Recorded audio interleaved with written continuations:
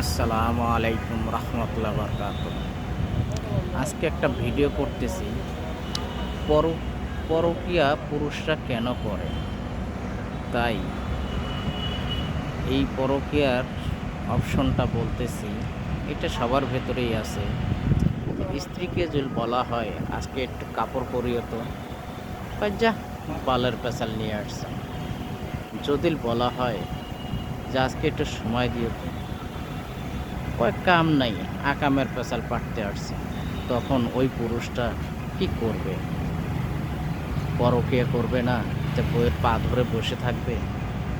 এখনকার মহিলারা পুরুষে 4 আনা দাম দেয় না।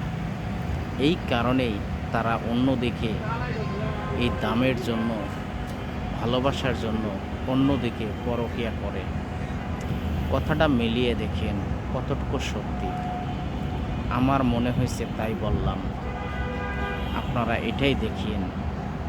তাকে ভালোবেসে বললে সে 4 আনা মূল্যায়ন দেয় না, আর অন্যজনাকে একটা দুষ্টামি করে বললেও মুচকি হাসি দেয়।